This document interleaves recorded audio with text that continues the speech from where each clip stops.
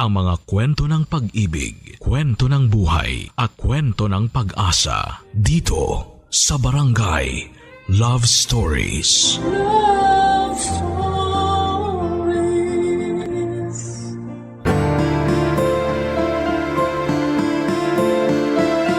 Hindi lahat ng pag-ibig ay pinaglalaban.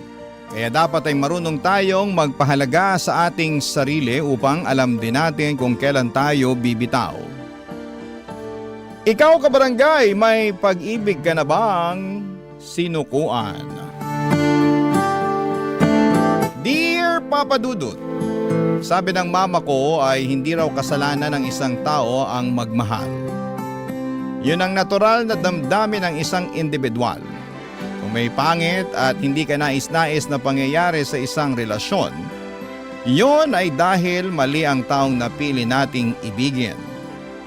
Pero kung iisipin ay wala namang perpektong relasyon. Wala rin perpektong karelasyon. Kaya nga mahalaga na pagsikapan ng bawat isa na maging mabuti at makipagkompromiso upang hindi masira ang isang pagsasama, Papa Dudut. Bago ko ipagpatuloy ang pagbabahagi ng aking istorya ay gusto ko munang bumati ng isang maganda at mapagpalang tanghali sa mga kabarangay natin.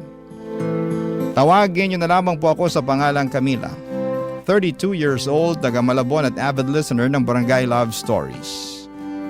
Meron akong asawa, si Ronald, na makalipas ang 6 na taon naming pagsasama ay napagdesisyon na namin na magkanya-kanya ng landas.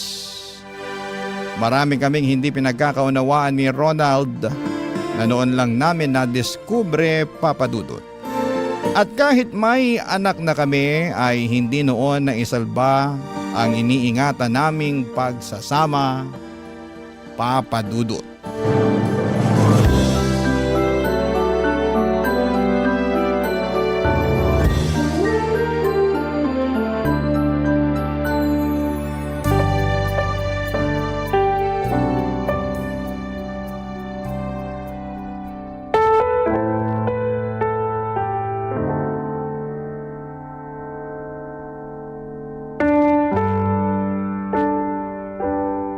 Alam mo, ayoko na. Pagod na akong intindihin ka. Mantakin mo, inaasikaso ko na yung anak natin, pero pati ba naman ikaw, kailangan ko ring asikasuhin? Malamang, asawa mo ako. Sinong gusto mong asikasuhin? Yung magtutubig dun sa kanto? Baka naman yung kumikindat-kindat na mekaniko sa'yo pag dumaraan ka doon sa may talyer. Ano? Sabihin mo sila gusto mong asikasuhin? Kaya pa naireklamo mo pagdating sa akin? Aba, sira ulo ka talaga, no? Paano naman napasok sa usapan natin yung mga taong yun? Wala. Gusto ko lang sila ipasok. Bakit? Masama? Tinatanong pa ba yan? Siyempre masama, dahil wala namang kinalaman yung mga taong binanggit mo sa away natin. Ikaw talaga, no? Habang tumatagal, palala ka na ng palala. Hindi ko na kinakaya yung pagiging isip bata mo, Ronald. At ikaw naman habang tumatagal, palala rin ang palala yung pagiging taklesa mo. Siguro nga tama ka lang Lagi na... naman akong tama ah. At ikaw, malapit ka ng tamaan sa... Oo na! At ayoko naman mangyari pa yon dahil... Nako! Sige, ano? Ha? Sige, sabihin mo! Alam mo, hindi ako namimisikal. Pero baka kukunyatan kita sa kadaldalan mo eh. Sige, gawin mo at na may kalagyan ka sa likod ng mga rehas sa presinto. Ay nako, lintik na buhay to. Oo. Buti pa ibang lalaki, mababait mga asawa nila, masikaso, maalaga. Masikaso malaga rin naman ako, di ba? Kaya lang, inabuso mo. Anong inabuso pinagsasasabi mo? Totoo naman ah. Kung umasta ka, akala mo yata nakahanap ka na ng instant katulong dito sa bahay natin. Hoy, for your information, asawa mo ako at hindi mo lang basta utusan. Kung umasta ka, dahin mo pa yung anak natin. Bakit? Toddler ka ba? Gusto mong asikasuhin ka? Alagaan ka? Eh ang hiling ko lang naman ay magkusa ka. Pag day off mo, tulungan mo ako sa mga gawaing bahay. Kaso hindi eh. Panay ka tunganga, panay ka cellphone, o di kaya panonood ng TV. Kung minsan, lumalabas ka pa para makipag-inuman dyan sa mga barkada mo. Sana all na lang talaga, no? Hoy, para sa kaalaman mo, paraan ko yun para makapag-relax. Puti sana kung nagbabakasyon ako buong linggo. Eh subsub kaya ako sa trabaho. Bakit ikaw lang ba? Ako rin naman subsob sa trabaho ah. Hindi nga lang opisina pero sa mga gawaing bahay tsaka sa pag-aalaga sa inyo ng anak mo. Eh, ikaw, buti ka pa nga eh. May sweldo ka tuwing kinsenas at katapusan. May 13th month pay ka pa tsaka bonus. Eh paano naman kami mga nanay? Wala! Dami mo talagang talak ano? Humihinga ka pa ba? Sira ulo ka talaga! Eh siraulo na kung siraulo. Buti pa maghiwalay na tayo. Talaga! Sige! Ano pang hinihintay mo? Pasko? Bagong taon? Aba, magbalot-balot ka na ng mga damit at gamit mo dyan ha. Simulan mo nang lumaya sa pamamahay natin. Ayoko na makita yung pagmumukha mo mamayang hapon. Simula sa araw na to, hiwalay na tayo! Papa Dudut, nag-co-parenting na lamang kami ni Ronald at sa abot ng makakaya namin ay sinisigurado naming present kami sa buhay ng aming anak. Bagaman at aaminin ko na mahirap magpakananay at tatay ay ginawa ko pa rin ang makakaya ko upang itaguyod ang anak namin. Bago ko nakilala si Ronald ay nagtatrabaho na ako sa opisina. Kaya noong naghiwalay kami ay nagbalik ulit ako sa dati kong pinagtatrabahuhan. Kasabay po noon ay umuwi kami sa bahay ng parents ko mula sa inuupahan naming apartment. Nagboluntaryo kasi silang tignan at alagaan ang aming anak habang nagtatrabaho ako. Kaya naman malaki ang pasasalamat ko sa aking mga magulang. Masasabi ko na sa loob ng 1 taon ay naging abala ako sa trabaho at pag-aalaga sa aming anak, Papa Dudut.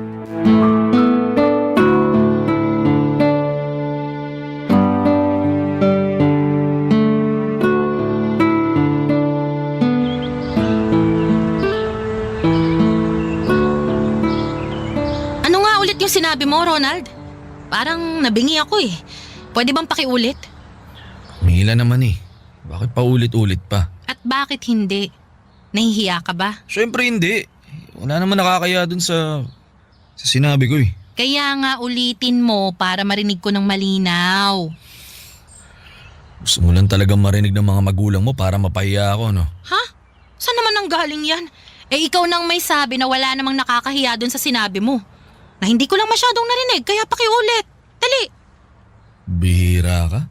1 taon tayong di nagkita pero parang wala nagbago sa'yo ah. Bakit? Ano bang klaseng pagbabagong gusto mo? Yan, yung ugali mo. Oh, eh anong problema sa ugali ko? Ha? Inaano ba kita eh, sabi ko lang naman ulitin mo yung sinabi mo. Ang simple-simple ng usapan natin. Tapos pinapakomplikado mo. Oo na. Ulitin ko na pero huling beses na to ah. Makinig ka sana mabuti para isang sabihan na lang. Ayoko nang paulit-ulit. Ano ba kasi yun? Ang dami mong satsat. Ikaw yata talaga yung taklesa sa atin eh. Sinisisi mo pa ako. Naku. Ba't kasi kailangan pang gawin to? Pwede naman na hindi na lang eh. Hiwalay naman na tayo. Oo. Eh pero dahil nga nanay ka pa rin ng anak natin at nirerespeto pa rin kita. Wow. Mas pwede ba? Patapusin mo na muna ako. Sabat ka ng sabat eh. Para kang Ano? Sige, sabihin mo. isip bata. 'Di ba? Ako yung sinasabihan mo niya noon. Huwag mo sabihin nagkapalit na tayo ngayon. Excuse me, ikaw pa rin yun. Sa'yo pa rin ang corona, no? Huwag mo nang ipasa sa akin. Camila naman eh. Wala tayong mapapala nito pag ganito yung takbo ng usapan natin eh. Pwede bang magpaka-mature na tao na tayo? Hindi yung ganito na daig pa natin yung mga paslit kung mag-asaran? Ano nga kasi ulit yung sinabi mo? Dali na, para matapos na tong usapan na to. Meron kasi akong may babae ako nagugustuhan sa opisina namin. Oh, tapos? Ito lang naman yun. Mga 2 buwan na nakakalipas. Wala, sobrang gustong gusto ko na siya eh. Umamin na ako ng nararamdaman ko sa kanya. Ngayon, ang sabi niya sa akin, gusto niya, ligawan ko raw siya kaya yun sana yung plano kong gawin. Oh, bakit kailangan mo pang sabihin yan sa akin? Kasi nga, gusto kong hingin yung basbas mo. Basbas ko napayagan kang manligaw ng iba? Oo nga, kasi sa papel, mag-asawa pa rin tayo. Oo nga, pero hindi na tayo nagsasama, di ba? Ibig sabihin, hiwalay na tayo. Mas mapapanatag akong alam mo kaya sinabi ko. Tsaka baka magtaka ka pag nakita mo kung may kasamang ibang babae. Swerte mo naman. Wala na kaya akong pakialam sa'yo. Yan, mabuti, nagkakalinawan. Malinaw pa sa sikat ng araw. Bahala ka na sa buhay mo. Gawin mo ang gusto mong gawin. Manligaw ka, magjowa ka, mag-asawa ka ulit kung pwede. Good luck na lang. Pero wag na wag mong kakalimutan yung sustento ng anak natin. Siyempre, oo naman. Prioridad ko pa rin yung bagay na yan. Dapat lang kung ayaw mo kung makaaway.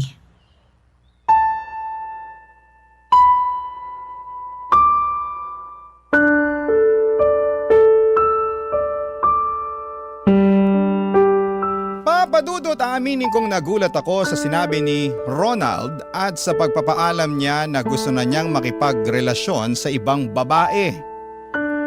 Ako nga ay never kong naisip na maghanap ng iba samantalang siya yun talaga ang kanyang priority.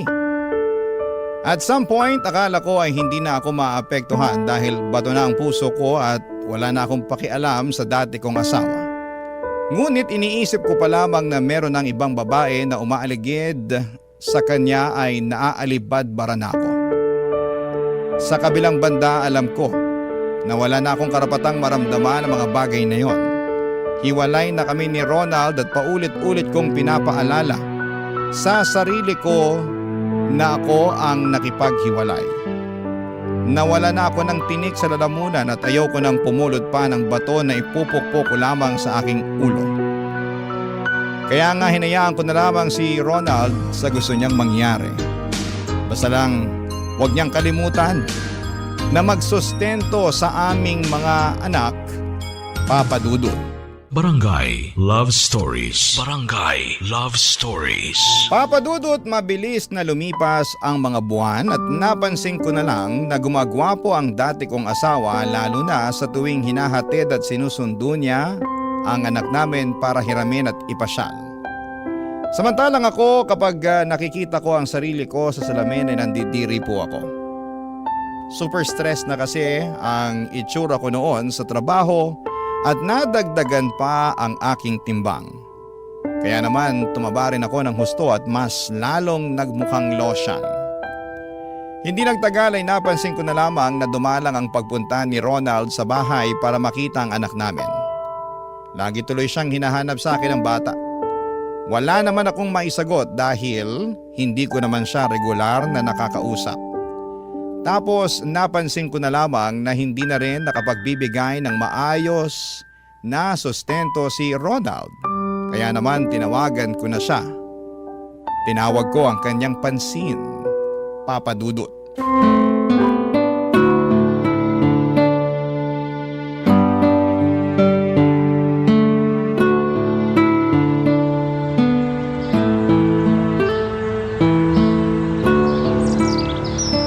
Aba, Ronald!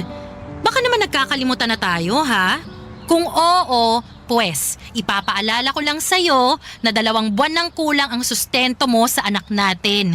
Sa lagay, ako nang ako tatapal nun? Meron din naman akong ibang pinagkakagastusan. Pasensya ka na, Camila. Ano kasi, may pinagkagastusan din kasi ako. Medyo biglaan, kaya yun, naapektuhan yung sustento ko sa anak natin. Hulaan ko. Yung babae mo yan, no? Oh, hindi. Hindi. Ito naman. Ang isda na huhuli sa sariling bibig. Oo na, aminin ko na. Nagbakasyon kasi kami ng girlfriend ko sa Boracay.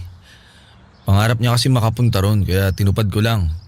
Ayun, napagastos ako ng konti. Kaya Wala akong pakialam kahit sa Mars pa kayo pumunta o kung saang lupalo pa ng daigdig kayo makarating, Ronald. Ang linaw ng usapan natin nung nagpaalam ka sa akin na manliligaw ng ibang babae, di ba?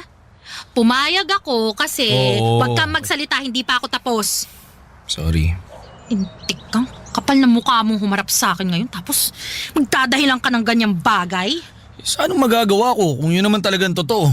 Di ba? Pinakaayaw mo sa lahat yung nagsisinungaling? Aba, sa lagay gusto mo pa yatang ako magpasalamat sa'yo sa pinagsasabi mong rason kung bakit kulang-kulang yung sustento mo sa anak natin? Ronald, ayos ka rin talaga, no? Huwag ka namang magalit. Nakikiusap na nga lang ako. Nag-uusap lang naman tayo, ha. Sinong hindi magagalit? Sige nga, Babawi na lang ako sa anak natin. bumawi ka talaga.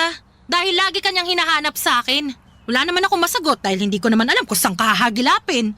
Sabihin mo nga sa akin, di kaya sinasabihan ka ng girlfriend mo na wag magsustento sa anak natin? Nabawasan mo yung binibigay mo para mapunta sa luho niya? Ano? Sabihin mo, tama ako, no? Oo, huwag ka naman magsalita ng ganyan. At bakit hindi?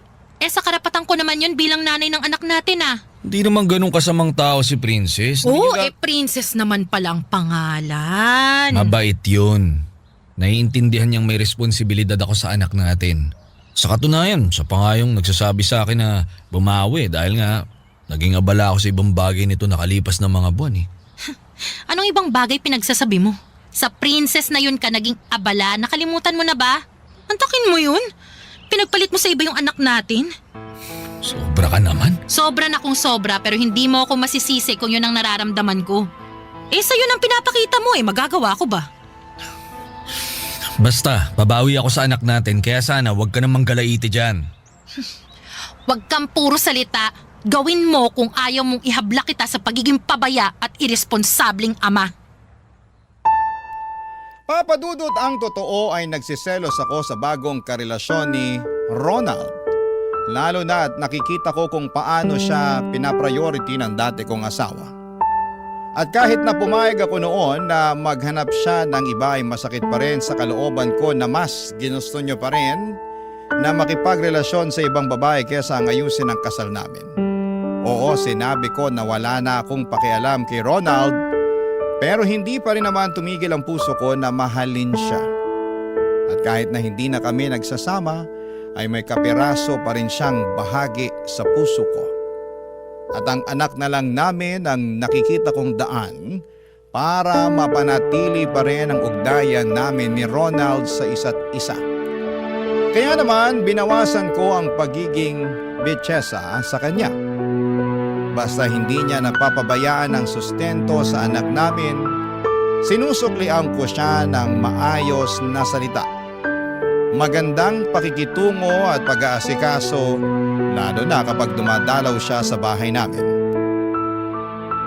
Bukod doon ay nagsimula na rin akong mag-ayos ng sarili, nagpaganda ako para mapansin ako ni Ronald. Nagsimula na rin akong pumunta sa opisina ng dati kong asawa para hatiran siya ng mga luto ko. Kaya lang isang araw ay merong nangyari, Papa Dudut.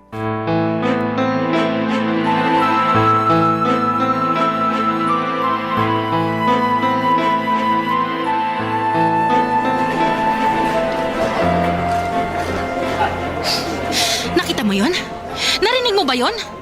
Ako pa talaga, Ronald! Ako pa talaga yung tinawag na kabet ng princess na yon! Oo, narinig ko nga at nakita ko rin ang ginawa niyang panunugod sa'yo. Ang kapal naman ng mukha niya! Baka nakakalimutan niya ha, mag-asawa pa rin tayo. Oo, hiwalay na tayo pero may bisa pa rin ang kasal natin kaya wag siyang umasta na akala mo nakuha ka niya na sa amin ng anak natin. Pinagsabihan ko na siya. Pinakalma kaya sana ikaw naman ang kumalma. Medyo nakakahiya na kasi. Nagtitinginan na tayo ng mga tao. Sigurado magiging laman na naman tayo ng chismis dito. Wala akong pakialam kahit na maging headline pa tayo sa dyaryo. Ang gusto ko ay ipamukha mo sa babae mo kung saan siya dapat lumugar. Camila, please. Huminahon ka. Huwag ka na magsisigaw kasi takaw atensyon eh. Pinagtitinginan na tayo oh. Tsaka trabaho ko to. Opisina namin to. Ano na lang ang magiging reputasyon ko pagkatapos ng gulong to? Baka wala na akong mukhang iharap niyan sa mga tao rito. Hindi ko na kasalanan yun. Bakit ako sinisisi mo? Hindi kita sinisisi. Yun yung tinutumbok ng mga salitaan mo eh. Alam mo, kung may dapat kang sisihin dito ay ang princess na yan. Masyado kasi siyang atribida. Asa na ba yun para maturuan ko pa ng Please leksyon? lang, Ha? Camila, wag na. Ano ba kasing ginagawa mo rito? Bakit ka pumunta rito sa opisina namin? Bakit? Masama bang puntahan ng dati kong asawa para dalhan ng pananghalian? Ayan no, pinagluto kita ng mga paborito mong ulam. 2 klase yan. At marami rin ang kanin na nilagay ko dyan para hindi ka mabitin. Binilhan na nga rin kita ng paborito mong kape sa coffee shop na palagi mong pinupuntahan pag nagde-date tayo eh. Alam ko, namimiss mo na yan kasi hindi naman alam ng babae mo yung paborito mong kape. Acidic ka mo siya, di ba? Kawawa naman. Okay, salamat. Pero sana nagsabi ka muna. Alam mo naman na dito nagtatrabaho si Princess di ba? Bakit ako magsasabi sa'yo? Plano nga kitang sorpresahin, di ba? Alam mo, ang labo mo. Camila naman eh. Buti pa, aalis na ako. Iiwan ko na lang itong mga pagkain na dala ko dahil para naman talaga sa'yo yan. Oh, saan ka pupunta? Susunduin ko na yung anak natin. Mamamasyal kami. Doon sa paborito nating pasyalan. Sa Carnival. Namimiss na raw kasi nung anak natin yung lugar na yon at saka... Tsaka ano? Tsaka naaalala raw niya na doon natin siya palaging dinadala noon. Malaki na talaga yung anak natin. Marunong nang makaalala. Sige, alis na ako. At pakisabi nga dyan sa princess na yan na hindi ako ang kabit dito kundi siya. Masyado siyang etyoserang palaka. Sige na, bye. Papadudot nakangisi akong umalis sa opisina ni na Ronald at kahit na masakit ng kaunti ang anit ko dahil sa sabunot ng etyoserang palaka na princess na yon, ay pakiramdam ko ay nagtagumpay ako sa plano ko na akiting muli ang aking asawa. Kitang-kita ko sa mga mata ni Ronald na nagsisisi na siyang nakipagrelasyon sa babaeng yon. Hinayaan ko na lamang siya na maramdaman ang bagay na yon dahil dapat lang naman talaga. Masyado kasi siyang maharot at imbes na ayusin ang pamilya namin ay mas inuna niya pang makipagrelasyon sa iba. Plano ko sanang sampahan ng reklamong physical injury si Princess pero hindi ko na lamang tinuloy dahil makakaabala pa yon sa aking trabaho. Makalipas ang ilang araw ay binalita sa akin ni Ronald na nagkausap na sila at tiniyak niya na hindi na ulit ako masasaktan ng babaeng yon. Humingi ulit ng pasensya at dispensa sa akin ang dati kong asawa dahil sa ginawa ng iskandalosa niyang kasintahan. Siyempre nakita at naramdaman ko ang sinseridad sa bawat salita niya. Kaya naman, agad ko rin siyang pinatawad sa mga nagawa niyang pagkukulang at kasalanan sa amin ng anak niya. Papadudot. Barangay Love Stories. Barangay Love Stories. Papadudot ng dumalas ang away ni na Ronald at Princess ay sa bahay namin pinipiling tumuloy ng dati kong asawa.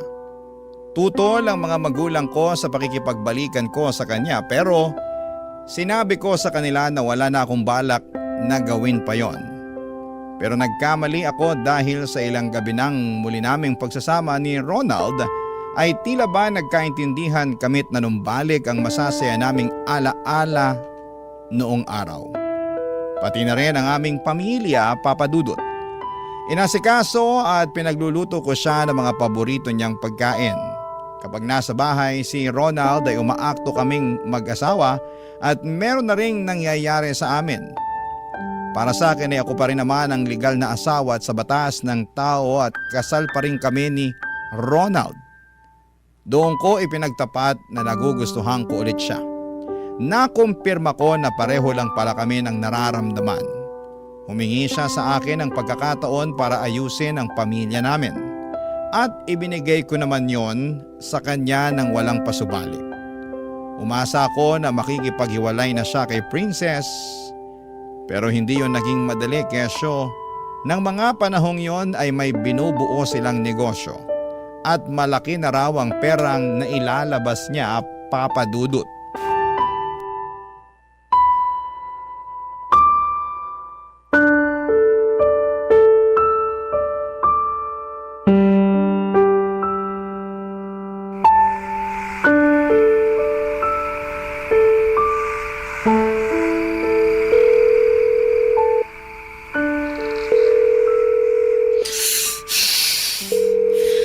Ronald, ano ba?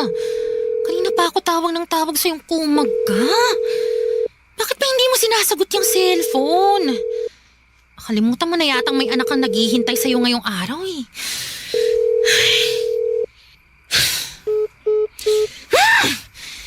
Isang tawag na lang. Tapos tama na. Ronald, sagutin mo na to bago pa tuluyang magtampo sa'yo yung anak natin. Hello, Camila? Ay, sa wakas sinagot mo na rin, Ronald! Camila, pasensya na. Pwede ba? Diretsuhin mo na lang ako. Ano, makakapunta ka pa ba rito sa bahay natin o hindi na? Kasi mukhang malabo na rin naman. Kasi gabi na. Pero nagbabakasakali pa rin ako. Para sa kaalaman mo, no, gising pa yung anak natin. At andun lang siya sa sala, kasama ang lolo't lola niya, Dahil kanina ka pa niya hinihintay. Diba nangako ka sa kanya na tuturuan mo siyang mag-basketball tsaka magbisikleta ngayong araw? Oh, ano nangyari dun sa pangako mo? Yun na nga eh. Mukhang mukhang di na ako makakapunta ngayon dyan kaya pakisabi na lang sa anak natin, pasensya na. Ronald naman!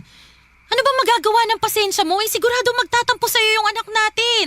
Ipaliwanag mo na lang, sabi mo babawi na lang ako sa kanya. Babawi. Babawi.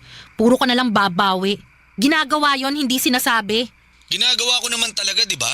Ikaw lang yung walang bilib sa akin eh. Magkamali lang ako ng minsan pinamumukha mo na sa akin na malaki ang pagkukulang ko dyan sa anak natin. Di naman ganun dapat, Camila. Tsaka may rason naman ako kaya hindi ako nakapunta ngayon dyan. Tsaka kaya hindi ko rin agad nasagot yung tawag mo. Oh, sige. Sabihin mo, ano yung rason mo, Aber? Si Princess. Sinasabi ko na nga ba eh. May kinalaman na naman yung babaeng yan. Oo, pero kasi kailangan niya nga talaga ako. Ha? At bakit? Ano nangyari sa kanya? Tumawag sa akin yung mama niya. Sinugod daw nila si Princess sa ospital dahil mataas ang lagnat. Dehydrated din siya. At hanggang ngayon hindi pa rin nagigising. Kaya nga hindi ako makaalis dito eh. Ayoko naman siyang iwan. Pasensya ka na, sorry. Sorry kung inuna ko siya kaysa sa anak natin. Pero hindi naman ibig sabihin nun hindi ko na mahal ang anak natin. Oy, ano palang ibig sabihin nun? Halata naman kung sino ang pinili mo, di ba? Kung sinong mas mahalaga sa'yo. Yun nga lang, kamalas-malasan, hindi yun yung anak natin. Emergency naman kasi yun nangyari. Tsaka baka nakakalimutan mo, girlfriend ko pa rin si Princess. Wow ha. Salamat sa pagpapaalala. Camila, pasensya ka na talaga. Buti pa. Sige na, buti pa ibababa ko na tong tawag. Mag-usap na lang tayo bukas kasi hinahanap na ako ng parents ni Princess eh. Mukhang baka nagising na siya. Salamat sa Diyos. Sandali lang! Huwag mo kong baba ng tawag. Nag-uusap pa nga tayo eh. Ronald! Bye. Lintik talagang babae yun. Masyadong mapapel. Ito namang si Ronald na to. Masyadong uto-uto. Ay, nako. Bagay nga sila. Papadudot, wala na ako nagawa matapos akong babaan ng tawag ni Ronald. Napakagat na lamang ako sa aking pang-ibabang labi upang pigilang maiyak. Pakiramdam ko kasi ay mas pinili niya si Princess kesa sa amin ang anak niya. At wala naman akong magawa dahil nakatali pa rin siya sa relasyon nila.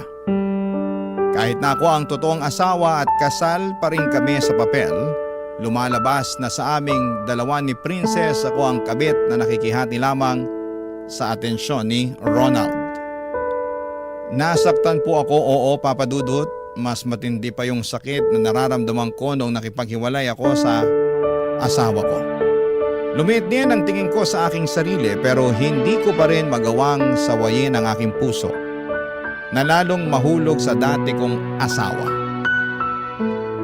Umaasa pa rin ako at nananalig sa Diyos na muli niya kaming pag-aayusin ni Ronald at darating ang araw na magkakabalikan kami upang ayusin ang nasira naming pamilya.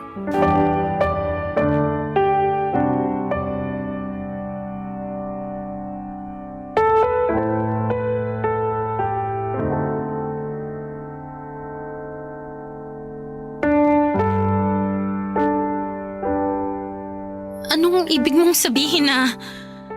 Pasensya ka na talaga, Camila.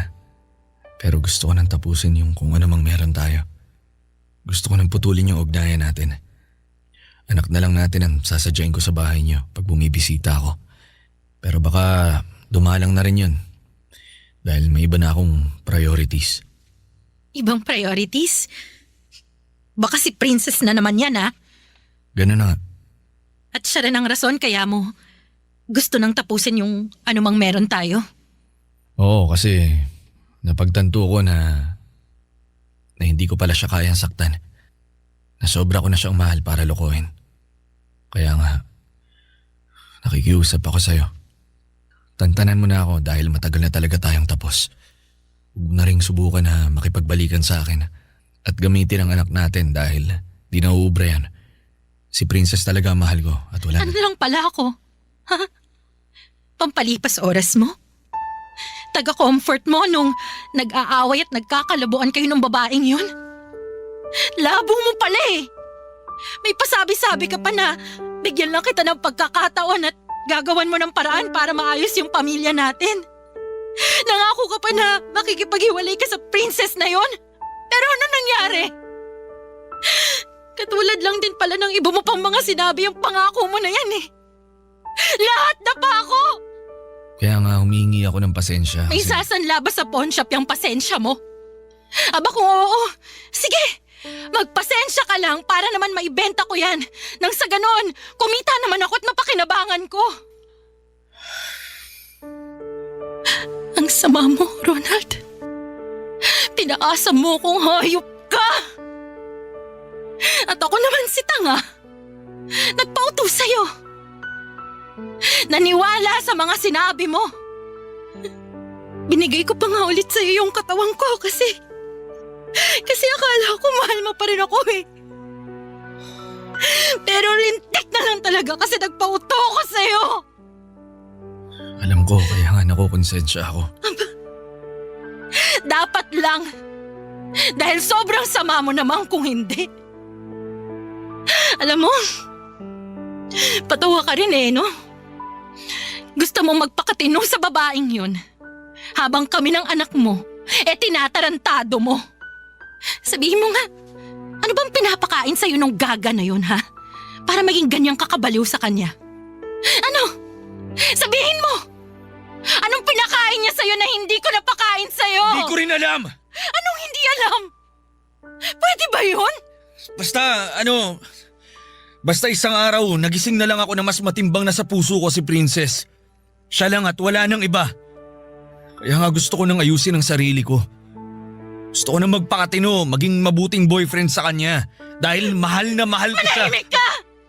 Mabuti pa, lumayas ka na sa pamamahay namin ngayon din! Camila naman, huwag mo naman ako ipagtabuyan oh. Oh, anong gusto mo? Latagang kita ng red carpet palabas? Ganon ba? Siraulo ka pala eh. Ako na nga tong sinaktan mo. Pinaasa, ginamit at pinagmukhang tanga. Tapos ayaw mo pa akong magalit sa'yo? Ronald, karapatan ko naman siguro yon. Bakit pinagkakait mo pa? Napaka-epal mo talaga kahit kailan. Ano pang hinihintay mo? Ha? Alis na sabi! Magsama kayo ng princess mo! Mga walang hiya kayo! Papadudot, pinagtulakan ko si Ronald palabas ng bahay namin at binagsakan siya ng pinto ng dahil sa galit. Tapos ay para akong tanga na nag-iiyak paalis dahil alam ko na hinding-hindi na niya ako babalikan pa. Namili na siya at kinamalas-malasan ay ako ang iniwan niya. Hindi ko alam kung ano ang nangyari, kung ginayuma ba siya ni Princess o ano para siyang piliin ng dati kong asawa. Basta ang sakit at ang lungkot ko lamang ng mga panahong yon. At hanggang ngayon ay hindi pa rin ako nakaka-move on. Sobrang hirap naman kasi. Lalo at buong buhay ko, si Ronald lang ang lalaking minahal ko. Long time boyfriend ko siya bago kami kinasal. Ngunit kahit matagal na kami, ay hindi pa rin nag-work out ang aming relasyon at nauwi pa rin po ito sa hiwalayan. Nakakalungkot. Hindi ko alam kung makakausad pa ba ako o magiging maayos ang pagtatapos ng nangyari sa amin. Sana po ay payuhan ako ng mga kabarangay natin. Desidido pa rin kasi akong pakiusapan si Ronald at magmakaawa sa kanya na balikan at piliin niya kami ng kanyang anak. Maraming salamat po, Papa Dudut. Sakaling mapili po ninyong i-area ang sulat ko. God bless and more power sa programa ninyong Barangay Love Stories. Ang inyong forever kapuso at ka-barangay, Camila. Ano ang masasabi mo sa ating Barangay Love Stories today? Aabangan namin yan sa aming comment section. Ang mga kwento ng pag-ibig, kwento ng buhay at kwento ng pag-asa dito sa Barangay Love Stories. Love Stories. Ang pagkakaroon ng kompletong pamilya ay isang dream come true para sa mga lumaki sa broken family. Ngunit kadalasan ay mahirap abutin ang pangarap na ito. Ikaw kabarangay, ano ang handa mong gawin upang maranasan ang pagkakaroon ng isang buo at kompletong pamilya? Dear Papa Dudut, magandang araw po sa inyo at sa mga kabarangay natin. Ako po si Jeff. At ngayon po ay gusto ko pong ibahagi sa inyo ang mga pinagdaanan ko sa buhay. Nalaman ko po ang tungkol sa Barangay LS dahil sa isang taxi na sinakyan ko noong pumunta ako ng Maynila. Na-curious po ako sa kwento noong araw na yon at mula noon ay palagi na ako nakatutok sa Barangay LS tuwing alas 12. Lumaki po ako dito sa Masbate at pinalaki po ako ng mama ko ng mag-isa. Only child po ako at hindi ko po nakilala ang papa ko. At sa totoo lang ay matagal ko nang iniisip kung ano ang pakiramdam na magkaroon ng tatay. Kahit po ganoon ay naging maayos naman ang buhay ko dahil si mama po ay hindi nagkulang sa akin sa pagmamahal at pag-aaruga. Siya lang po ang naging gabay ko sa buhay. At dahil doon ay nakapagtapos ako ng pag-aaral at may small business rin po ako na karinderya ni mama dito sa Masbate. Sobrang mahal ko po ang mama ko at napakalaki ng utang na loob ko sa kanya. Ngunit syempre ay hindi ko maiwasang magtaka at magtanong tungkol sa papa ko.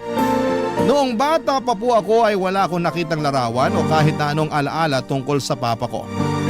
Tuwing tinatanong ko po si mama ay kadalasan ay nililihis niya ang usapan. O kaya naman ay binibigyan niya ako ng malabong sagot. Isang bagay na hindi ko po malilimutan ay noong sinabi ni mama sa akin na matagal na raw silang hiwalay at baka patay na raw ang papa ko. Pero wala namang kasiguraduhan yon kasi pati siya ay hindi rin po alam kung nasaan ang papa ko. Minsan po ay naisip ko kung ano kaya ang pakiramdam na magkaroon ng isang buong pamilya.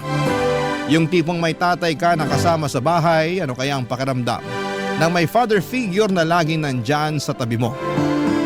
Dahil po sa buong buhay ko ay si mama lang talaga ang kasama ko.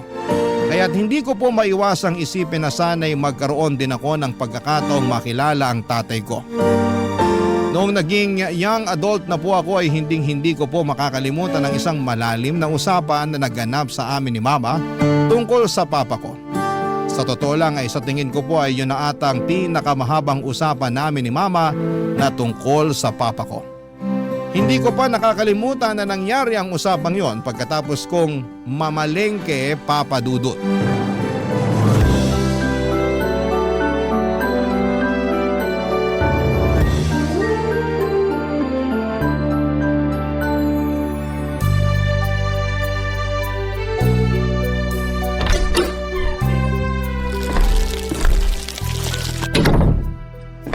Ma, nandito na ako.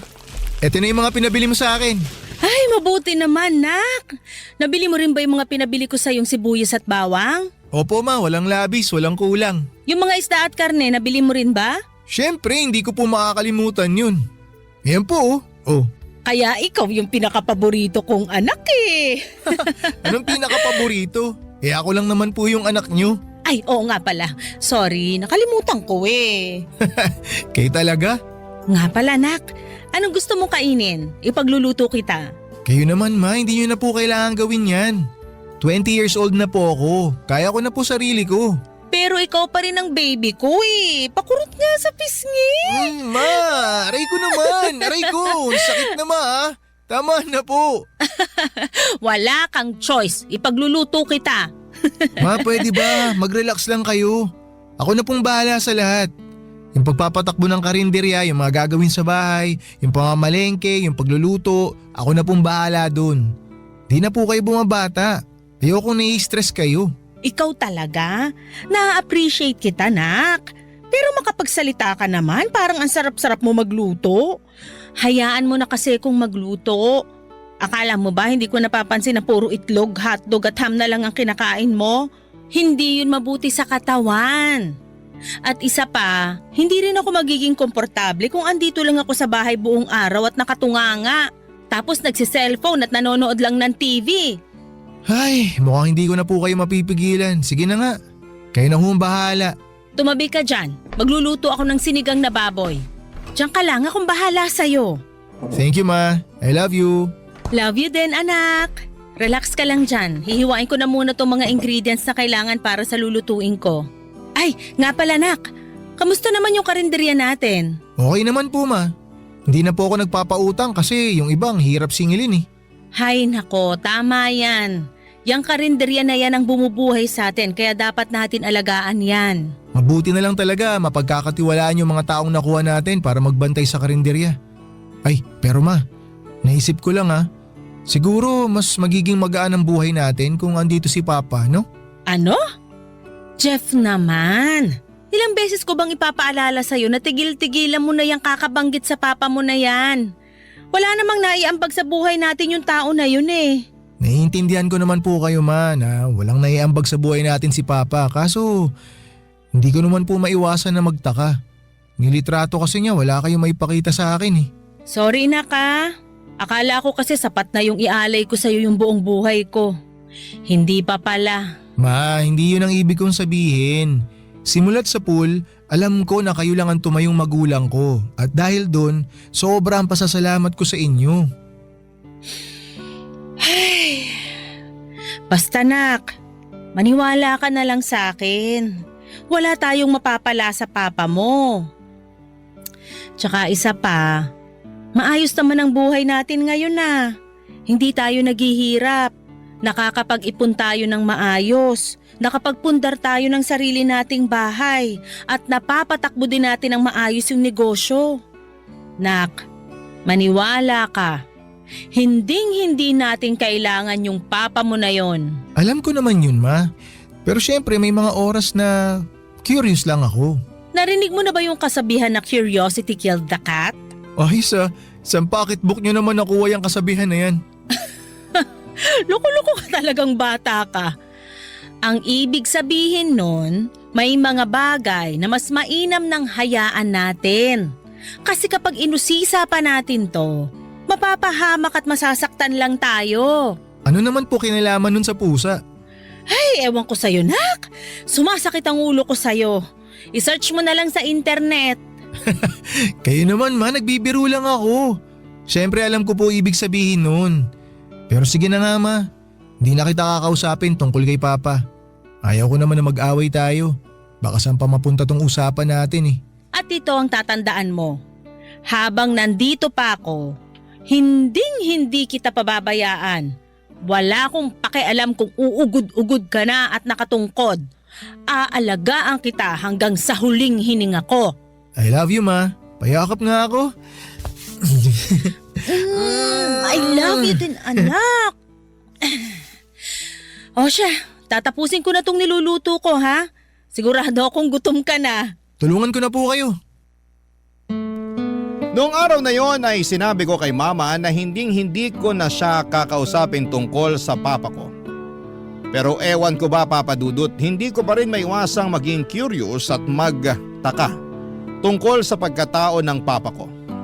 Siguro noong bata pa ako ay wala akong masyadong pakialam kung may papa ako o wala kasi tulad nga ng sabi ko ay napalaki naman ako ng maayos ni mama.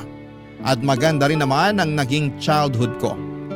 Pero habang lumalaki ako at nagkakaroon ng mas malalim na pag-iisip, doon na ako nagsimulang magtanong-tanong, mag-question sa mga bagay-bagay tungkol sa buhay at isa na nga doon, ang pagkatao ng papa ko. Sana kaya siya ngayon? Ano kaya ang buhay niya? May pamilya na kaya siya? Ang mga tanong na ito ay laging bumabagabag sa isipan ko. Kaya isang araw ay nag-decide akong hanapin siya sa Facebook. Pero kahit anong gawin ko ay wala akong makita hanggang isang araw. May isang babae na nag-message sa akin sa Facebook. Nagpakilala siya bilang si Carmela at tita ko raw siya sa ama. At sinabi niyang nakatatandang kapatid siya ng tatay ko at gusto niya raw akong makilala. Nagtaka ko kung paano niya ako nahanap kaya kahit may alinlangan ay kinausap ko pa rin si mama tungkol sa babaeng nag-message sa akin para malinawan ako. At dahil din po sa message ng babaeng nagpakilala bilang tita ko ay mas lalo lang lumala yung curiosity ko at naalala ko tuloy yung sinabi sa akin ni mama na curiosity killed the cat. Paano kung tama nga si mama? Paano kung mapahamak lamang ako sa kagustuhan ko, Papa Dudut, na makilala ang papa ko? Pero hindi ko rin naman malalaman kung hindi ko susubukan, hindi ba? Kaya naman nag-decide ako mag-reply sa babaeng nagpakilala bilang tita ko at nagsimula na kaming magkamustahan. Hindi ko alam kung anong magiging resulta, pero sa pagkakataong yon, ang tanging alam ko lamang ay gusto kong makuha ang mga sagot sa mga katanungan ko. Kahit na may takot at alinlangan sa puso ko. Sa totoo lang po ay sobra akong nagdalawang isip na kausapin ulit si mama tungkol sa nagpakilalang tita ko raw sa ama. Kasi alam ko na ayaw talaga ni mama tuwing kinakausap ko siya tungkol sa papa ko, kasi tuwing nagtatanong ako tungkol sa papa ko ay palagi siyang nagbubuntong hininga at halatang halata ang bigat sa kanyang mukha. Sa totoo lang ay isa din po yun sa mga dahilan kung bakit gusto kong makilala ang papa ko. Kasi gusto kong malaman kung bakit gano'n na lamang ang galit ni mama sa kanya, Papa Dudut.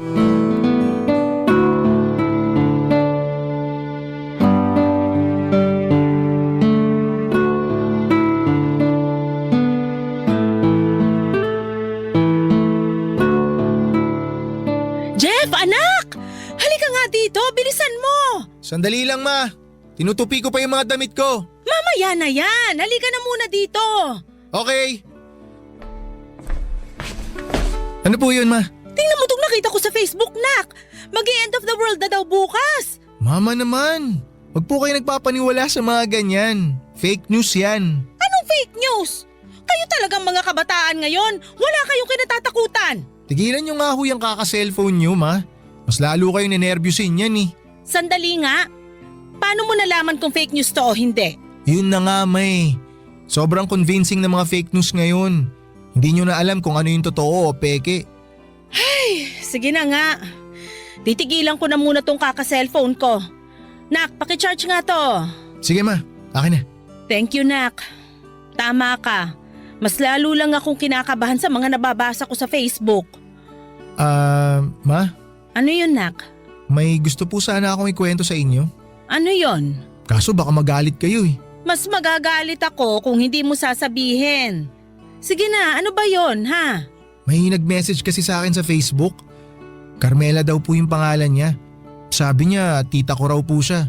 Siya raw yung nakatatandang kapatid ni Papa. Jeff, i-block mo na yan. Wala kang magandang mapapala dyan. Ma, 20 years old na po ako. Siguro naman panahon na para kwentuhan niyo ako tungkol kay Papa, di ba? Sapat na yung alam mong buong pangalan niya. Maliban dun, wala ka nang dapat pang malaman.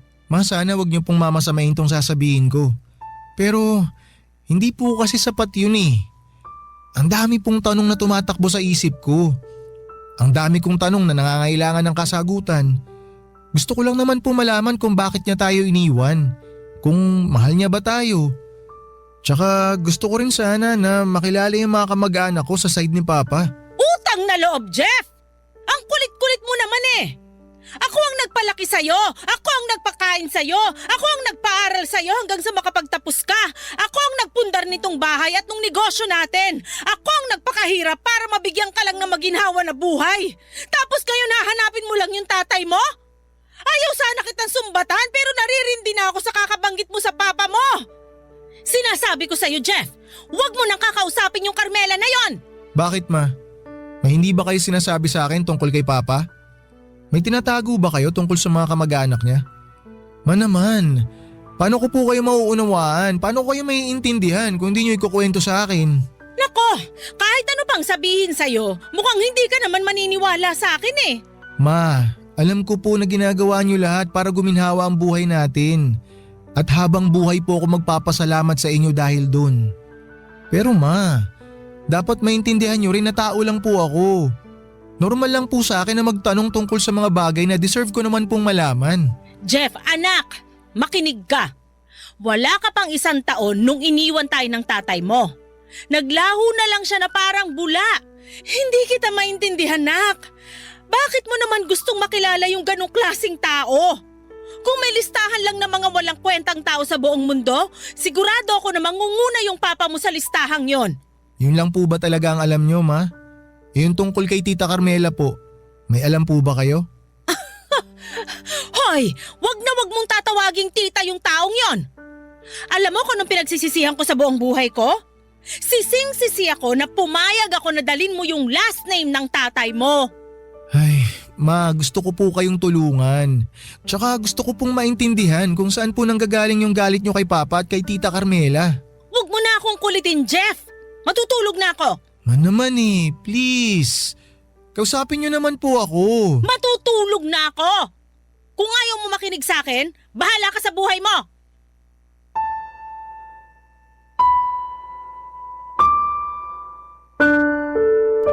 Naisip ko po noong mga panahong yon na siguro'y gano'n ang kalaki ang galit ni mama sa papa ko at sa buong pamilya ng tatay ko. Kasi siguro'y iniwan kami ni papa. At sino ba naman kasi ang hindi magkakaroon ng sama ng loob, hindi ba? Hindi pa ako nag-iisang taon tapos ay bigla kaming iniwanan. Pero kahit na ganoon, Papa Dudut, ay hindi ko pa rin kayang magtanim ng galit sa tatay ko. Kaya't ipinagpatuloy ko pa rin ang pakikipag-usap kay Tita Carmela.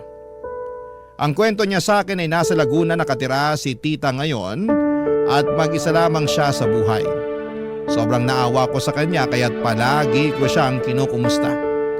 Tinanong ko rin sa kanya ang tungkol kay Papa at ibinahagi ko kay Tita Carmela yung sama ng loob ni Mama sa Papa ko. At ang sabi niya ay hindi raw handa si Papa na maging tatay noong naging sila ni Mama. Kaya bigla na lamang siyang umalis at iniwan kami. Noong nabasa ko yun ay sobrang galit at sakit ang naramdaman ko. Pero bigla ding humupa. Nanatili pa rin sa akin yung pagnanais ko na makilala ang papa ko. Ayon din kay Tita Carmela, nasa Amerika raw si Papa pero balak niyang umuwi sa Pilipinas pagkatapos ng ilang buwan. Aaminin ko na na-excite ako nang narinig ko yon. Sinubukan ko pong hingin kay Tita Carmela yung contact details ng papa ko. Pero ang sabi niya ay hindi na raw nagsa-cellphone si Papa dahil sobrang na-overwhelmed na siya sa buhay sa Amerika. Ikinuwento pa ni Tita Carmela na nagkaroon daw ng asawa si Papa doon pero hiniwalayan din siya nito. Kaya sobrang na-depress si Papa. Ayon pa kay Tita ay nakausap pa raw niya si Papa bago ito nag-decide na hindi na mag-cellphone muna. Sa totoo lang, sa mga sandaling yun ay awang-awa ko sa side ng tatay ko. Yung papa ko pala ay nalugmok sa depression. Tapos si Tita Carmela, mag-isa lang din sa buhay. Sabi sa akin ni Tita na namatay daw yung asawa niya sa sakit na cancer. At hindi man lang daw sila nagkaanak. Kaya't mag-isa siyang nakatira sa Laguna, Papa Dudut. Barangay Love Stories. Barangay Love Stories. Noong mga panahong yon, Papa Dudut, ay mas lalo kong naramdaman na may kulang sa buhay ko. Lalo na ngayon na nakilala ko si Tita Carmela at nalaman ko pa ang kagustuhan ng papa ko na umuwi ng Pilipinas. Sa totoo lang ay noong inalok ako ni Tita Carmela na tumira kasama siya sa Laguna ay talagang gustong-gusto ko nang tanggapin ang alok niya. Don't get me wrong, mahal na mahal ko po si Mama. At kailanman ay hindi ko siya ipagpapalit sa kahit na sino. Kahit pa sa papa ko. Pero ang tanging gusto ko lamang noon ay makilala ang father's side ko, lalo na ang papa ko. Yun ang mahirap i-explain kay Mama. Kasi palagi na lamang galit at inis ang pinaparamdam niya tuwing pinag-uusapan ko sila. Lalo na sa gustong-gusto kong makilala ng lubusan ng pamilya ng tatay ko. Kahit na may kaunting galit, nakaramdam din ako ng awa sa papa ko. Siguro sobrang hirap ng buhay niya sa Amerika. Kaya siya humantong sa puntong ayaw na niyang gumamit ng cellphone. Hindi ko man makontak ang papa ko, at least nandyan si Tita Carmela para tulungan ako hanggang sa magkakita kami ng papa ko. Sobrang pasasalamat ko noong time na yon na dumating si Tita Carmela sa buhay ko. sa panahong hindi ko inaasahan. Naisip ko rin na baka eto na ang sign mula sa Diyos para sa akin na makilala ko na ang papa ko at matulungan akong makita ang mga sagot sa mga tanong ko tungkol sa kanya. Pagkatapos ng ilang linggo ay tinipon ko ang lahat ng lakas ko para sabihin kay mama na luluwas ako ng Laguna at pansamantalang titira kay Tita Carmela. Alam ko po noong time na yon na tiyak na magagalit si mama. Kung galit na siya tuwing binabanggit ko ang tungkol sa tatay ko, paano pa kaya kapag nalaman niyang nagtatangka akong lumuwas ng Laguna at manirahan sa tita ko? At isa pa po, aaminin ko na medyo nababagot na rin ako sa buhay sa Masbate. Kaya siguro panahon na rin para pumunta ako ng Laguna. Pero sa totoo lang ay namumroblema talaga ako noon kung paano ko ipapaliwanag kay mama ang bala ko. Pakiramdam ko ay para akong sasabak sa isang laban na wala namang armas. Pero kinalaunan ay naglakas loob pa rin po ako na sabihin sa kanya ang plano ko na lumuwas papunta ng Laguna at makilala ang father's side ko, Papa Dudut.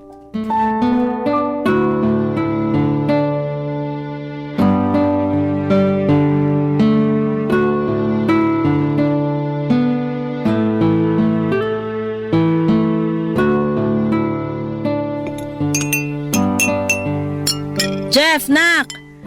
Tigilan mo na muna yung kaka-cellphone mo dyan. Kakain na tayo. Nagluto ako ng adobo. Huy, Jeff! Nakikinig ka ba? Bakit ba sobrang busy mo dyan sa cellphone mo? Ma, may gusto po sana akong sabihin sa inyo. Bakit ganyan yung mukha mo? May problema ka ba? Ipangako niyo po muna sa akin, nakakalma lang kayo na hindi kayo magagalit. Oo na, ano ba kasi yun? Ako tuloy tong kinakabahan sa'yo eh. Ma, Ano? Magsalita ka na. hindi po kasi madali para sa akin na sabihin to sa inyo eh. Nakabuntis ka ba, Jeff? 20 years old ka pa lang ha? Ma, ano ba naman kayo? Hindi ho. Wala po ako nabuntis. Jeff, sabihin mo na sa akin. Kung hindi tatamaan ka na talaga sa aking bata ka. Inalok po kasi ako ni Tita Carmela na tumira sa kanya sa Laguna eh. Nagpapatawa ka ba? Pupuntahan mo yung babaeng yon? Hindi pa nag-iisang buwan simula nung nakausap mo yun sa Facebook ah! Mapakinggan niyo po muna ako. Ang sabi niya kasi sa akin, nasa Amerika daw si Papa at uuwi daw dito sa Pilipinas next month. Nasisiraan ka na ba ng bait, ha? Wag na wag mong susubukan na makipagkita sa mga taong yon, sinasabi ko sa'yo! Nabuhay ka ng ilang taon na hindi sila nakikilala o nakakasama. Hindi mo sila kailangan. Napatunayan mo na mismo sa sarili mo na kaya mong umasenso na walang tulong o gabay nila. Ma, sorry po pero sobrang unfair niyo naman po sa akin. Bakit pinipigilan niyo ako na makilala si Papa tsaka yung mga kamag-anak ko sa side niya? Kung talaga nagmamalasakit sa'yo yung papa mo, bakit kailangan niya pang idaan sa kapatid niya yung plano niyang umuwi ng Pilipinas? Bakit hindi siya mismo ang mag-message sa'yo? Hiniwalayan daw si Papa ng asawa niya sa Amerika, Ma. Kaya hanggang ngayon depressed siya. Kaya nga ako makikipagkita kay Tita Carmela kasi siya yung magsisilbing tulay para magkita kami ni Papa. Para makilala ko siya. Ba't ba ang tigas ng ulo mo? Hindi ba sinabi ko na sa'yo na i-block mo yung Carmela na yon? Kung hindi mo kaya, ako na mismo ang magbablock dyan. Akin na yung cellphone mo! Teka, Ma, ano ba kayo? Tawan niyo yung cellphone ko! Akin na yan, maniwala ka sa akin para rin Ma, sa'yo ano to! ba? Akin na... Ay! Ayan tuloy, nahulog yung cellphone ko! Lubayan mo na yung Carmela na yon! At lalong-lalo na yung papa mo! Karapatan kong makilala si Papa, Ma! Karapatan ko yon bilang anak niya! Mabuti sana kung naging mabuti siyang ama sa'yo, pero hindi! Wala siyang kwentang ama! Wala siyang kwentang tao! Hayop siya! Siguro nga hindi siya naging mabuting asawa sa inyo. Pero hindi ibig sabihin nun, hindi siya magiging mabuting ama sa akin! Ang kapal ng mukha mo! Wala kang utang na loob! Ang ayos-ayos ng buhay mo ngayon! Bakit mo paguguluhin? Buong buhay ko, Ma! Inggit na inggit ako sa mga kaibigan ko dahil nakikita ko na mahal sila ng mga papa nila! Wala kayong narinig sa akin! Pero hindi ibig sabihin nun, hindi ako nasasaktan! Ma! Ito na po yung pagkakataon ko para makilala yung tatay ko! Tapos ipagkakait niyo po sa akin! Hindi sa ganun yon, anak! Maniwala kayo sa akin, nagpapasalamat ako sa inyo dahil pinalaki niyo ako ng maayos. Pero hindi niyo pa rin matatanggal sa akin yung kagustuhan na makilala yung tatay ko. Tapos ngayon na may chance ako na makilala siya, hindi ko na palalagpasin yun. Wala na ba talagang kwenta lahat ng mga sinasabi ko sa'yo? Ano ba bang dapat kong gawin para tumigil ka na sa kakahanap mo dyan sa tatay mo at sa pakikipag-usap mo sa Carmela na yon? Mahayaan niyo na lang kasi ako. Hindi ko to nakukwento sa inyo. Pero ma, ilang gabi na akong umiiyak bago matulog kasi sabik na ako sa tatay ko. Anak naman! 20 years old na ako, ma. At sa loob ng 20 years na yon, hindi nawala sa isip ko kung nasaan si Papa. Iniisip ko rin kung bakit hindi natin siya kasama. Iniisip ko kung iniisip niya rin ba tayo. Iniisip ko kung iniisip niya ba ako bilang anak niya. Kapag nakita ko ba siya, maaalala niya ba ako? Hindi ko makukuha yung mga sagot sa tanong ko kung patuloy niyo akong pipigilan, ma. Hindi na ba kita mapipigilan, nak? Hayaan niyo na akong gawin to, please.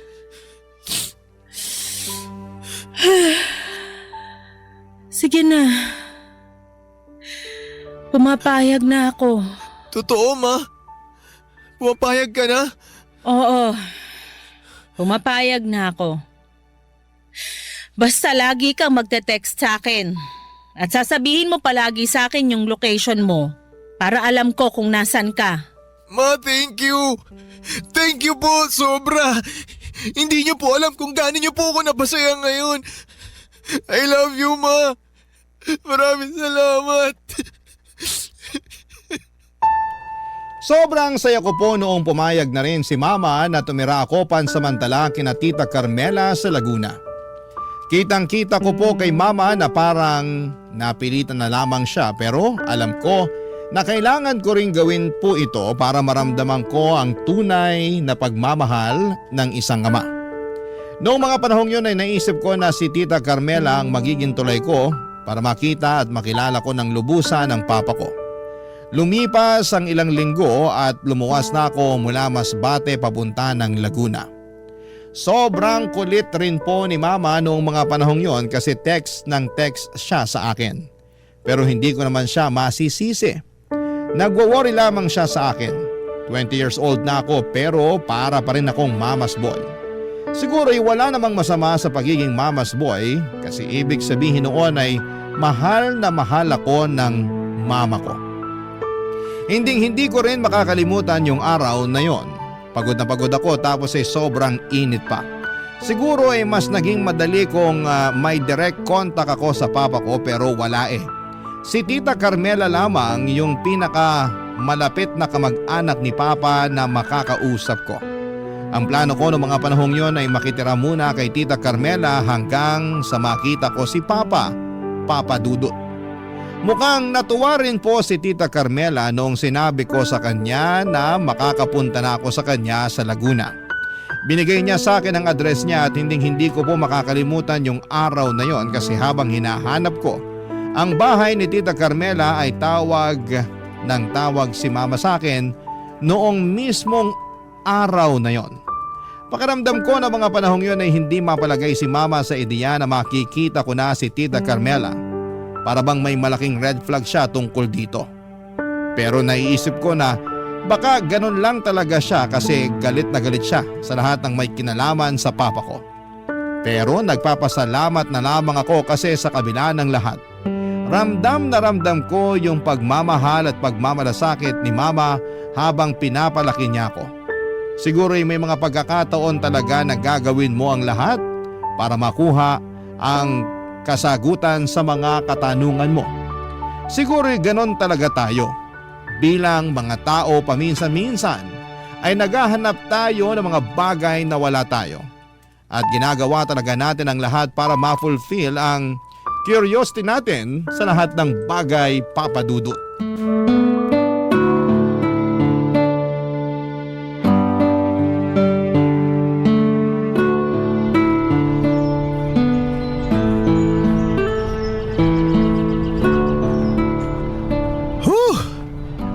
Hihimatay na ata ako sa init dito kakahanap sa bahay ni Tita Carmela.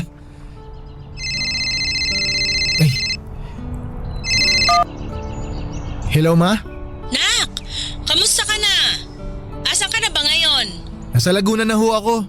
Nandito na po ako sa address na binigay sa akin ni Tita Carmela kaso ang dami pong bahay dito isa-isahin ko pa. Nak, paano kung mag-hotel ka na lang kaya? Hindi mo naman siguro kailangang makituloy sa Carmela na yan para lang makita yung papa mo kung sakasakali, di ba? Ma, gaya nga po ng nakwento ko sa inyo, ang sabi sa akin ni Tita hindi na po nagsiselfone si Papa. At ang huling sabi ni Papa kay Tita Carmela, dito raw po siya sa Laguna tutuloy pag uwi niya ng Pilipinas. Bakit po ba tutol na tutol kayo na kay Tita Carmela ako makituloy? Ay, nako nak. Obviously, magkapatid sila ng papa mo. Sigurado ako may saya din sa utak yung babaeng yan. Ayokong mahawa ka sa kanila. Ay, huwag kasi kayo mag-alala ma. Kaya ko na po ang sarili ko. Tsaka isa pa po, huwag naman po kayong judgmental. Hindi naman siguro siya masamang tao dahil lang iniwan tayo ni Papa, di ba? Magkaibang tao naman sila eh. Huwag muna natin siyang husgahan ma. Jeff! Ma, si Tita Carmela na ata yun. Tatawagan na lang kita mamaya, ha? Sige nak, mag-iingat ka dyan ha. Bye! Sige ma, I love you. Tita, hello po. Jeff! Masaya ako't nagkita na rin tayo sa wakas. Ako rin po tita, sobra. Payakap nga. Kumusta ka na? Kumusta ang biyahe mo, ha? Okay naman po pero medyo napagod lang po ako sa biyahe. O halika, pasok ka na sa bahay. Thank you po. O huwag kang mahihiya, ha? Itrato mo ng iyo ang bahay na to. Wow, ang ganda po pala ng bahay niyo. Maliit lang tong bahay. Papagawan ko pa ng second floor sa susunod na taon. Nabanggit niyo tita na mag-isa lang po kayo dito, di ba? Para na din sa'yo ng papa mo. Siyempre, para at least kung pupunta kayo ng Laguna, may matutuluyan kayo, hindi ba? Kung gusto nyo, pwede nga dito na kayong tumira kasama ko. Ay, thank you po sa offer tita. Na-appreciate ko po, sobra. O eto, magtubig ka muna. Thank you po, thank you. Ano ka ba? Thank you ka ng thank you dyan. Sorry tita, medyo nahihiya po kasi ako sa inyo eh. Hindi mo kailangang mahiya. Dalawa lang tayo dito. Feel at home lang, okay? Sige po. Ay, nga po pala tita. May bagong balita po ba kayo tungkol kay Papa? Well, nung last ko siyang nakausap, sabi niya bumili na raw siya ng plane ticket in advance. Next month na daw yung alis niya at dito raw siya tutuloy sa akin. Pero sa ngayon, sa tingin ko nakapatay yung cellphone niya eh. Pero huwag kang mag-alala. Pwede kang tumira dito sa akin hanggang sa magkita kayo ng papa mo. Malaking tulong na po to sa akin. Maraming salamat po. Naku, wala yun. Basta ikaw. Ay nga pala, bakit naka-leather shoes ka? Wala ka bang rubber shoes? Kung gusto mo, pwedeng-pwede kitang bilhan. Ito po kasi ang uso ngayon, tsaka matibay po to. Kaya lagi ko pong ginagamit. May pera ka ba? Sana wag mong mamasamain tong sasabihin ko, ha? Pero sabihan mo lang ako kung wala ka ng pera, ha? Sige po tita, huwag po kayong mag-alala sa akin, may dala naman po akong pera.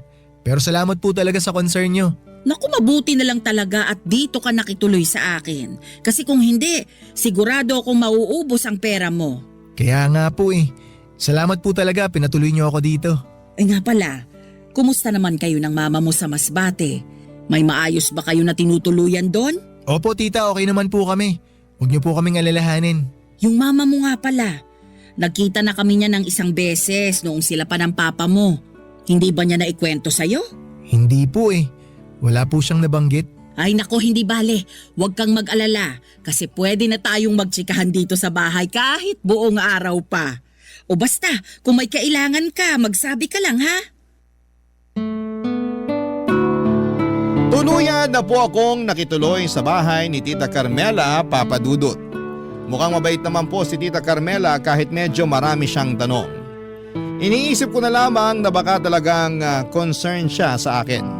Hindi ko na po minasama yung mga tanong niya tulad ng may pera ka ba at maayos naman kayo ng mama mo kasi ayaw ko namang manghusga agad ng tao.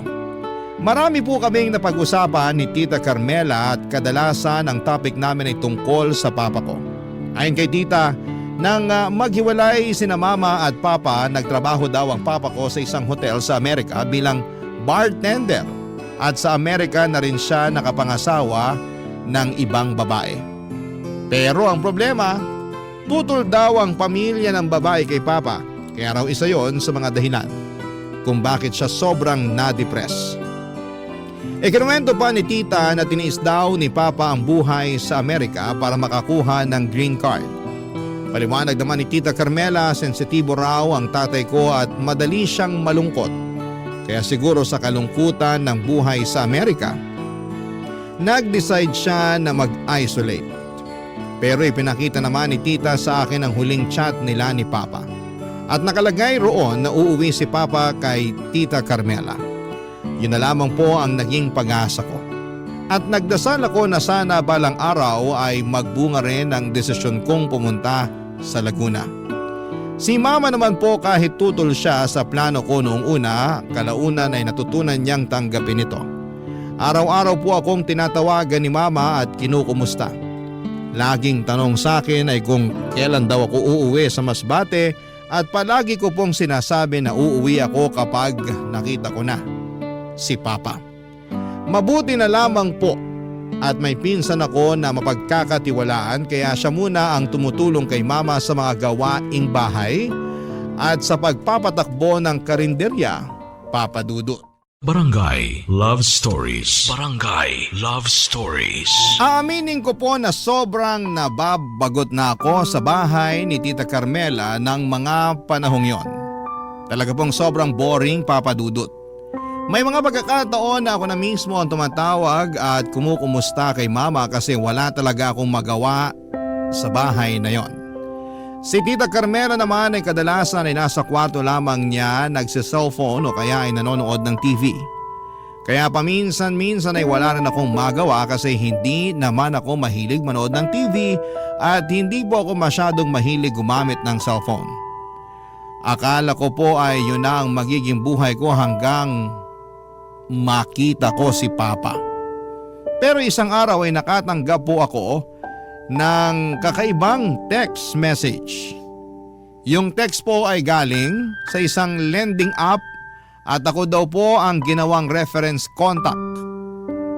Ang mas nakakatakot pa, si Tita Carmela raw po ang mismong umutang. Sobra ko nabigla, Papa Dudut, kasi matanda na si Tita Carmela at wala namang kasama sa buhay. At mukhang hindi naman siya maluho dahil konti lang ang gamit niya sa bahay at hindi siya mukhang galante dahil sobrang simple na mga kasuotan niya. Ang totoo nga po paminsan-minsan ay nagbumuka siyang basahan sa damit niyang suot kasi kahit lumang-luma na ay pinagtitiisan pa rin niyang isuot. Ganyan siya kasimple. Kaya't gano'n na lamang po ang pagkabahala ko nang malaman kong umutang siya ng 30,000 pesos at ako po ang ginawa niyang reference contact.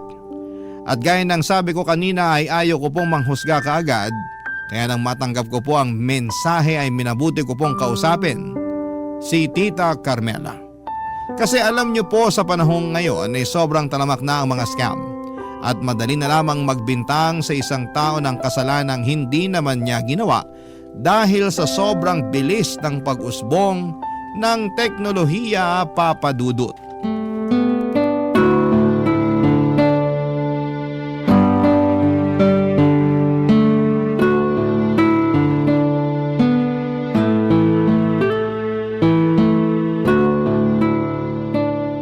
Tita?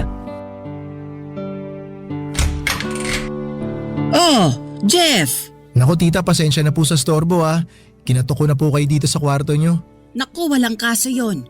Ay nga pala, nagluto ako ng itlog at corned beef kanina habang natutulog ka. May itinabi ako dun sa mesa para sa'yo. Kumain ka na lang ha. Salamat po. Pasensya ka na at kung hindi na kita masyadong naaasikaso kasi nalilibang ako sa panunood ng TV eh. Alam mo naman, mag-isa na lang ako sa buhay at eto na rin yung nakasanayan kong libangan. Tita, gusto ko po sana kayong kausapin eh. O bakit? Ayaw mo ba ng itlog at corned beef? Ay, alam ko na. Bibili na lang ako ng lechon. Gusto mo ng lechon? Sabihin mo lang mag-o-order ako. Ay nako, tita, hindi ho. Hindi po yun. O bakit? Tungkol saan ba ito? Tita, kasi may natanggap po ako na message kanina. Ha? Anong message? Galing po sa isang lending app eh. Nakalagay po sa message na nangutang daw po kayo ng 30,000 pesos. Tapos ako po yung nakalagay na reference contact nyo sa loan. Eh sabi ko na nga ba eh. Bakit po? Ano po bang nangyari? Aaminin ko, sobrang nabagot ako kanina kaya nag-download ako ng kung ano-anong app. Tapos makalipas ng ilang minuto, nag-message yung isa sa mga kaibigan ko. Sabi niya sa akin, ginawa ko raw siyang reference contact kahit hindi naman. Jeff, sa tingin ko nagkaroon ng access yung app na yun sa mga number na nakasave sa contacts ko. Kaya kung ano-ano na lang yung pinagsisisend nila. Sigurado po ba kayo dyan, tita? Ayun ang pakiwari ko. Kasi wala naman akong maisip na paraan kung paano kayo makakatanggap ng text message mula sa app na yun kung hindi nila hinak yung phone ko. Pero tita, nag-register po ba kayo sa app na yun? Baka po may mga nailagay kayong number dun. Yun nga mismo ang problema. Pagkatapos kong i-download yung app, nag-register ako. Pero hindi ako nangutang, promise. Nako, kung ganun po, sa palagay ko oras na para mag-reformat kayo ng phone. O kaya palitan nyo yung SIM nyo. Tapos i-post nyo po sa Facebook na nahack yung cellphone nyo para alam ng mga kaibigan nyo na hindi po kayo yung nangutang. Sige, pero tulungan mo akong gawin yun sa cellphone ko ha. Hindi kasi ako marunong eh. Sige po tita, huwag po kayo mag-alala, ako pong bahala. Naku, mabuti naman kung ganun. Talamak na talaga ang mga nananamantala ngayon ano? Naku, totoo po yan. Kaya lagi po kayo mag-iingat. Lalong-lalo na po tuwing gumagamit kayo ng internet. Uso pa naman ngayon yung nahahack yung cellphone kasi kung ano-ano na lang yung napipindot. Thank you Jeff ha, tatandaan ko yan. Oy nga pala, kumusta ka naman dito sa bahay? Okay naman po ako dito. Komportable po ako kahit papano. Pasensya ka na talaga kung hindi ako lumalabas ng kwarto ha. Aaminin ko, tinatamad kasi ako minsan eh. Pero kaya mo naman ang sarili mo, hindi ba? Oo naman po tita, kayang-kaya ko po sarili ko, wag niyo po akong alalahanin. Okay lang po talaga ako. Ay, nga po pala tita, may balita po ba kayo kay Papa? Magdadalawang linggo na po kasi ako dito pero wala pa rin tayong balita sa kanya eh. Naku wala eh. Sinusubukan ko ngang tawagan pero mukhang nakapatay pa rin yung telepono niya. Alam kong nababagot ka na kakaantay sa papa mo pero magtiwala lang tayo ha. Ang sabi niya sa akin, dito raw siya didiretso pag nakaalis na siya ng Amerika. Kaya mas mabuti na rin na nandito ka para pagdating niya, makita mo siya kaagad. Pasensya na po kayo kung sobrang kulit ko ah. Excited na po kasi ako eh. Ako din naman. Pareho lang tayo ng nararamdaman. Bunsong kapatid ko yung papa mo. At ilang taon ko na rin siyang hindi nakikita. Tita, baka naman po pwede nating tawagan o hanapin sa Facebook yung dating kinakasama ni Papa. Ha? Bakit mo naman gagawin yun? Ang totoo niyan tita, nag-aalala na po kasi ako kay Papa eh. Baka may masama nang nangyari sa kanya. Malay niyo po, baka alam nung dati niyang kinakasama kung nasan si Papa ngayon. Nako, yan ang wag na wag nating gagawin. Ayaw ng tatay mo na may ugnayan pa dun sa dati niyang kinakasama. Dahil sa pang-aapi na ginawa sa kanya ng pamilya ng babae. Hindi man lang ba pinagtanggol ng babae si Papa kahit minsan? Yun na nga eh. Paano naman kasi sunod-sunuran yung babae sa pamilya niya? Hinahayaan niya lang yung pamilya niya na insultuhin at maliitin yung papa mo noon. Ay, nakakalungkot naman po pala yung pinagdaanan ni Papa sa Amerika. Mabuti na lang talaga at naisipan niyang umuwi dito sa Pilipinas. Mismo. Kaya konting tiis na lang talaga. Makakasama na rin natin yung papa mo. Pagkatapos ng usapan namin ni Tita Carmela ay mas lalo akong naging determinado na hintayin si Papa na makabalik sa Pilipinas. Nang mga oras na yon ay napagtanto ko rin na hindi pala madali ang mga pinagdadaanan ni Papa sa ibang bansa. Kaya't mas inihanda ko na ang sarili ko para tanggapin at patawarin siya kapag nagkita kami. Na-realize ko na kailangan kong kalimutan ang ginawa niyang pag-iwan sa amin ni Mama dahil marami na rin naman siyang pinagdadaanan. Lumipas ang ilang araw at medyo nahiya na ako kay Tita Carmela. Kasi bukod sa libre yung tinutuluyan ko, libre pa yung pagkain ko. Parang hindi ko na kayang tanggapin ang lahat ng tulong niya. Kaya naman naisipan ko na ako na lang mismo ang bibili ng sarili kong pagkain. Ayaw kong maging pabigat sa kanya at may savings naman ako sa ATM ko. Kaya hindi naging problema yon. At gusto ko ring maramdaman na may contribution ako sa mga bagay-bagay sa bahay na yan.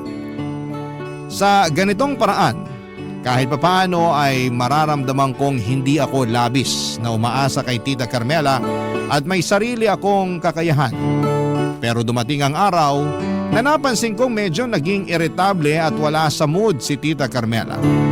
Hindi ko siya masyadong maintindihan at sa bawat araw na lumilipas, ramdam ko ang pagbabago sa kanyang pag-uugali. Tuwing sinusubukan ko siyang kausapin ay hindi na siya lumilingon sa akin at parang may iniiwasan o may hindi siya gustong iparating. Minsan ay bigla na lang siyang tumatalikod at pumapasok sa kwarto niya nang walang paalam. Na para bang ayaw niyang makipag-usap.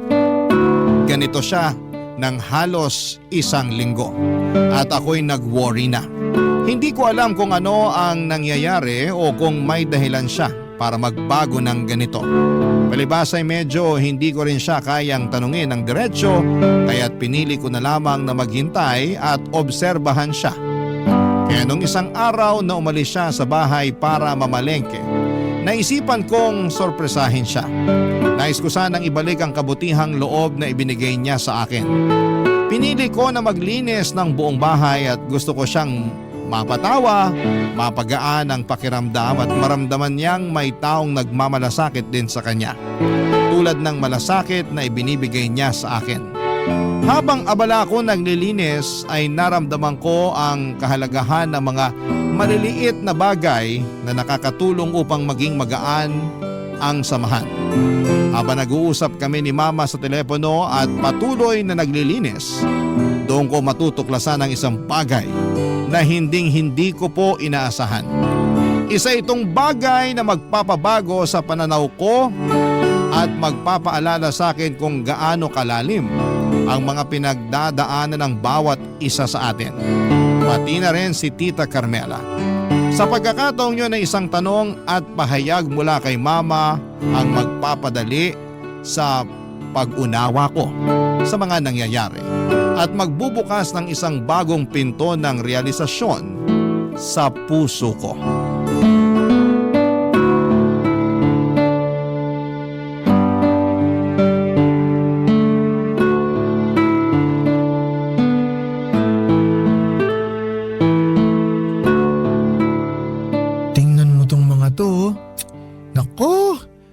Ano ba naman tong mga gamit ni Tita Carmela? Nagkalat na dito tas ang alikabok pa. Pero di bale, lilinisin ko na lang. Ay. Hello ma? Nak, kamusta ka na dyan? Okay naman po ako ma. Lumabas po si Tita Carmela para mamalengke kaya eto, nililinis ko po tong bahay niya ngayon para masorpresa naman siya pagbalik niya. Pambihira ka talagang bata ka. Sinabi ko naman sa'yo na mag-hotel ka na lang, di ba? Ginagawa ka ng katulong ng demonyetang yun eh. Ano ba naman si Mama? Mag-relax nga kayo. Hindi naman po labag sa loob ko yung paglilinis ko dito. Ang totoo niyan, ako nga po ang nahihiya sa kanya kasi libre pagkain ko, libre tinutuluyan ko. Kaya naisip ko rin na ako na lang mismo ang bibili ng pagkain ko para hindi nakakahiya. Tapos ito pong paglilinis ko ng bahay niya, maliit na bagay lang to para kahit papano makabawi naman ako sa kanya. Ewan ko sa'yo. Naghahanap ka talaga ng sakit ng ulo, bata ka. Ay, nga pala. Yung lending app na nag-text sa'yo nun, nagte-text pa rin ba hanggang ngayon? Hindi na po ma. Ewan ko lang ha. Pero sa totoo lang, wala pa rin akong tiwala sa babaeng yon. Kayo naman ma. Paano kung nagsasabi naman ng totoo yung tao? Na talagang nahack yung cellphone niya. Hay nako Jeff, hindi ako pinanganak kahapon. May pakiramdam ako na may utang na hindi nababayaran yung bruhang yon.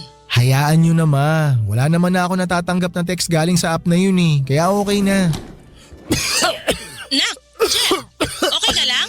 Bakit bigla kang inubo? Ano ba kasi mga pinagagagawa mo dyan? Okay lang ako ma. Masyado lang kasi maalikabok tong drawer ni tita dito sa sala.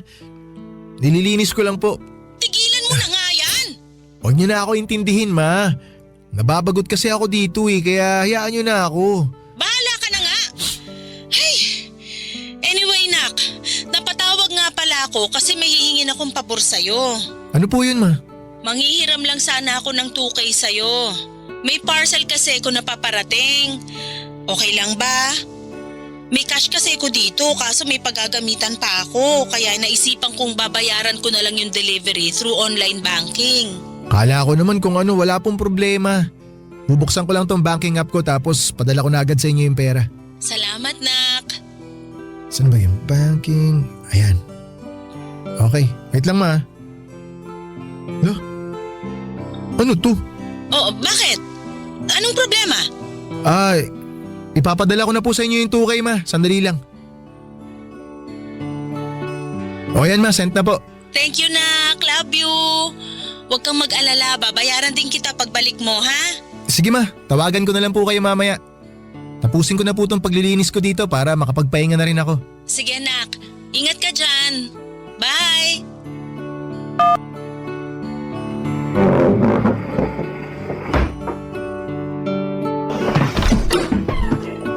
Jeff, namalengke nga pala ako. Napapansin ko kasi na palagi ka na lang nagpapadeliver. Kaya naisipan ko nang magluto. Anong gusto mong ulam mamaya? Tita, meron po pala akong gustong klaruhin sa inyo. Oh, ba't ganyan ang mukha mo? Ano bang problema? May nawawala po kasing 10K sa savings account ko. Tita, bakit hindi po kayo makasagot? May kinalaman po ba kayo doon? Jeff, sorry ha. Nakita ko kasi yung ATM mo na nakalapag sa mesa. Tapos nakita ko rin yung maliit na papel kung saan nakasulat yung PIN code. Kaya hiniram ko na muna. Hiniram? Tita, hindi po hiram yung ginawa nyo. Kinuha nyo po yung ATM ko na walang paalam tapos winidraw nyo yung pera nang hindi ko alam. Alam nyo tita sa ginawa nyong yan? Nakukonekta ko tuloy yung utang nyo sa mga lending app. Kaya siguro kung ano-ano yung natatanggap ko ng mga text galing sa lending app no. Kasi totoo namang gagancho kayo. Sabi ko na nga ba may suspecha talaga ako na may kinalaman kayo dun sa pag-utang-utang sa mga lending app na yon. Kahina-hinala talaga yung dating nyo tita Ibalik nyo sa akin yung ATM ko. Yung ATM lang bang pinuputok ng butsi mo? O eto na yung ATM mo? Huwag kang mag-alala. Ibabalik ko naman sa iyo ang pera mo. Talagang ibabalik nyo sa akin yung pera ko tita. Saan nyo ba dinala? Ipinamili nyo? O tinago nyo? Sinama nyo ba yung 10K ko sa lahat ng mga perang nakuha nyo sa mga lending app? Ha? Nasaan? Nandito ba sa drawer? Tumigil ka! Wala kang karapatan na pakialaman at halugugin ang mga gamit ko dito sa bahay. At wala kayong karapatan na pag nakawan ako. Nasaan na yung pera ko? Kala nyo hindi ko hahalugugin tong cabinet nyo? Ha? Nandito ba? Andito sa envelope na to? Tingnan natin para magkaalaman.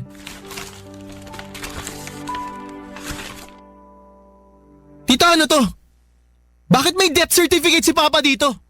Jeff, kaya kong ipaliwanag yan. Makinig ka muna sa akin. Sige, makikinig ako. Simulan nyo na magpaliwanag. Ano ibig sabihin nito? Jeff, yung papa mo kasi, matagal nang patay. Matagal na siyang patay? So all this time niloloko nyo lang pala ako? Ano ba talagang intention mo sa akin, ha? Bakit ka nagpanggap na buhay pa si Papa? Bakit mo ako pinapunta dito sa Laguna kung patay naman na pala yung tatay ko? Wala naman pala akong mapapala sa'yo. Ano ba talagang balak mo sa akin? Sumagot ka! Ang totoo niyan, gusto lang talaga kitang makita at makilala. Kaya ako nagpanggap na buhay pa yung papa mo. Hindi ako naniniwala sa'yo. Kung ako sa'yo, wag mo nang dagdagan yung mga kasalanan mo. Magsabi ka na kasi ng totoo. Bastos kang bata ka. Hoy, tsahin mo pa rin ako. Wala kang karapatan na bastusin ako ng ganyan. Ang lakas naman ng loob mo. Gusto mo na respetuhin pa rin kita? Matapos mo akong lokohin? Simula pa lang kinuwento ko na sa'yo kung gaano ako kasabik na makita yung tatay ko. Pero yung pala matagal na siyang patay. Niloko mo ako. Pinaglaruan mo ako. Sinamantala mo yung kahinaan ko. Bakit ginawa mo sa akin yun? Sinabi ko naman sa'yo, di ba? Gusto lang kitang makasama. Yun lang yun. Maniwala ka naman sa akin. Napakabasura niyang dahilan mo. Napakawalang kwenta. Aalis na ako. Hindi na ako magpapaloko sa'yo. Yung 10K na kinuha mo sa akin, sa'yo na yon. Abuloy ko na sa'yo yon. Pero makinig ka sa sasabihin ko. Bago ako umuwi sa amin, magsasampa ako ng reklamo para maparusahan yung katulad mong manggagancho!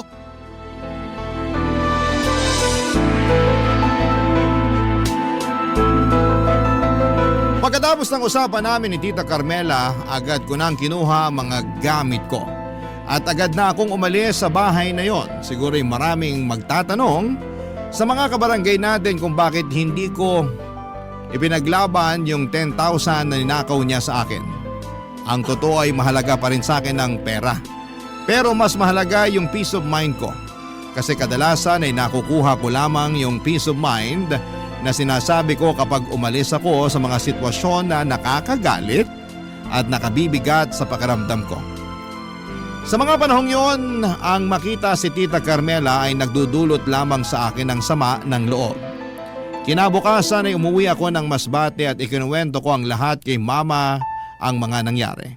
Doon ko nalaman ang lahat-lahat. Sinabi ni Mama na ang dahilan kung bakit sila naghiwalay ni Papa ay dahil nalaman niyang pinagnanakawan siya ni Papa. At ang dahilan kung bakit hindi niya ito sinabi sa akin noon ay dahil ayaw niyang magbago ang tingin ko kay Papa. Gusto raw ni Mama na isipin ko na iniwan kami ni Papa, kesa isipin ko na manggagancho ang Papa ko. Grabe ang pagsisisi ko noon dahil hindi ko pinakinggan si Mama. Kung sana mula pa lang ay nakinig na ako sa kanya, hindi na sana ako naloko pa ni Tita Carmela. Sa totoo lang, kahit pinagsinungalingan ako ni Tita Carmela, nabuhay pa raw si Papa at kahit kinuha niya ang pera ko nang hindi ko alam ay tahimik ko na siyang pinatawad at pinilit na kalimutan. Ang tanging gusto ko lang talaga ay mawala na ang koneksyon ko sa side ng Papa ko. Kahit yung detalye ng pagkamatay ni Papa ay wala na sana akong balak alamin kasi gusto ko lang talaga na makapag-move on. Lumipas sa mga buwan at naging masaya at mapayapa na ang buhay namin ni Mama. Mas lalo kong natutunan na magtiwala at maging masunurin kay Mama. Hanggang isang araw na curious ako at ni-research ko si Tita Carmela sa internet. Dito ko po nalaman na may karma palang dumating sa kanya. Hindi man agad-agad pero dumating din. Nalaman ko na nakulong siya dahil matagal na siyang involved sa isang scam at nalaman ko rin na nakalibing na pala si Papa sa Negros Occidental. Hindi ko na inalam pa ang mga detalye kung bakit sa Negros inilibing si Papa at kung gaano na katagal nang gagadyo itong si Tita Carmela. Ipinagpapasa Diyos ko na lamang po ang lahat ng kasalanan nila. Ang importante lang sa akin ay ayokong madamay sa karma nila at masaya na ako at kontento sa piling ni Mama. Maraming salamat po at binigyan niyo po ng pagkakataon na maibahagi ang isang bahagi ng buhay ko sa inyong programa. Ang inyong forever kapuso at kabarangay, Jeff. Barangay Love Stories. Barangay Love Stories. Ano ang masasabi mo sa ating Barangay Love Stories today? Abangan namin ang sagot mo sa comment section. Barangay LS 97.1. 97.1. Forever. Number 1.